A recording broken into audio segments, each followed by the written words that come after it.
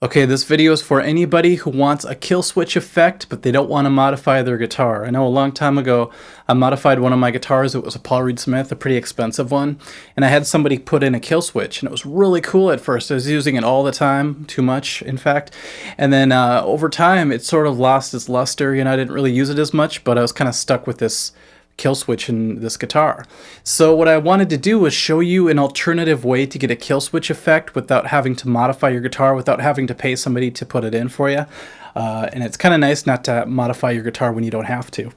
I figured this out by accident. I bought this D'Addario cable a while ago because on stage I use a mandolin sometimes in the Heart Tribute Band, and when you plug things in, acoustic instruments on stage, you run the risk of creating this loud popping sound that could really upset the sound tech. I've done that many times and learned the hard way.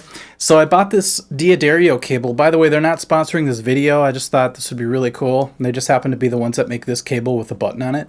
Anyway, you hold the button in, and when you plug it in, it basically shuts off the signal.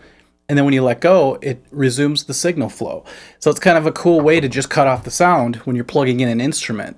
The other day I was having a lesson with a student, and I accidentally hit it as I was playing. I was like, oh, that's just like a kill switch. So I had the idea of this video.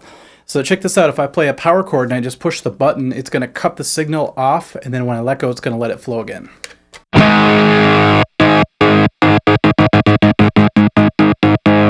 So it simulates the effect of a kill switch button, but it's also like if you have a Les Paul and you shut off one of the pickups and you have the toggle switch, it emulates that same effect, which is a really cool effect to have live. Another thing too are there's some actual riffs that involve a kill switch. If you're into Tom Morello, if you're into Buckethead, they'll play some riffs where they're actually using it as part of the sound. That's the sort of sound you're going to get. Now, one thing I wouldn't recommend doing is don't do what I was just doing, which is pushing on it just like that. I recommend holding the cable and then pressing it, having a little leverage behind it, because if you're pushing on the cable too much, your output jack is going to get jacked, if you will. It'll start to come loose and weird things will happen. So you don't want to use it all the time, and if you do, you really want to be able to hold it steady as you're doing it. That's just a quick tip for you. So if you want to see what it looks like up close, so there it is, just has a little black button there.